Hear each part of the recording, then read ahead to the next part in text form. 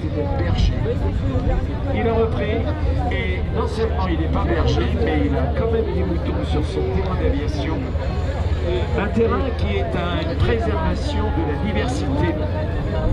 Diversité animalière, diversité également au niveau floral, puisqu'il y a des fleurs en voie de disparition qui existent et qui sont préservées sur son terrain d'aviation. C'est à 60 km de Paris. Elodie, un avion qui nous vient.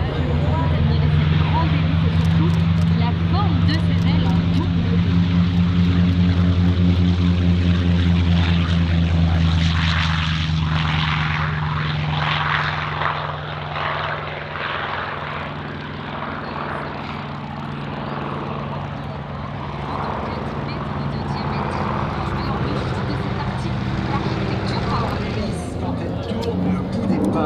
Et 700 km/h du son. Plus la pale est longue et plus le mur du son se directement. C'est pour ça que les hélicoptères sont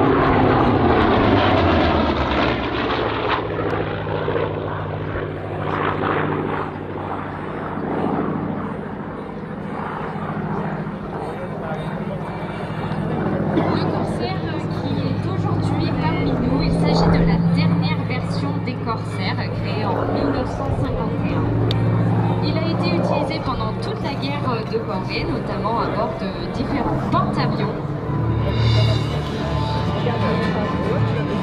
Il a également participé à la guerre des Senteurs, un conflit qui a opposé le Salvador et le Honduras en juillet 1953.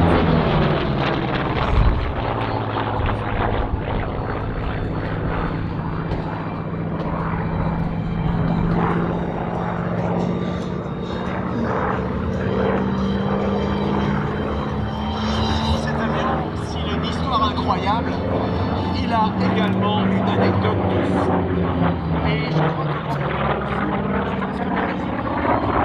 en Honduras, Tegucigalpa, c'est la capitale, et là, il y a un match de football. L'arbitre donne une mauvaise décision, et là,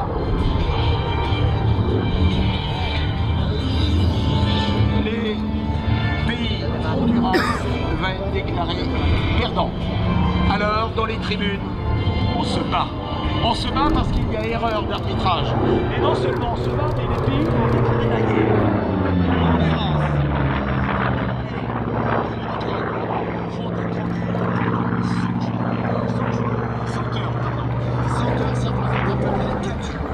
Et pendant 4 jours, l'armée va venir se combattre les uns les autres. Ça va, les armées de l'air.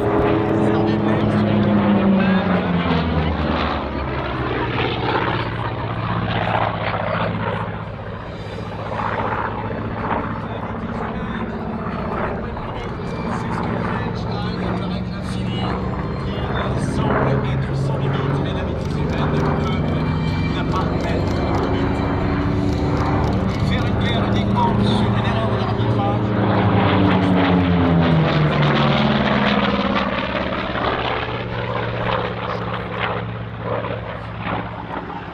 et les deux ennemis vont se combattre et avec des Corsair et avec des P-51. Et donc ce sont des pilotes qui ont été entraînés dans les armées, qui sont commandes de ces avions et qui se connaissent les uns les autres.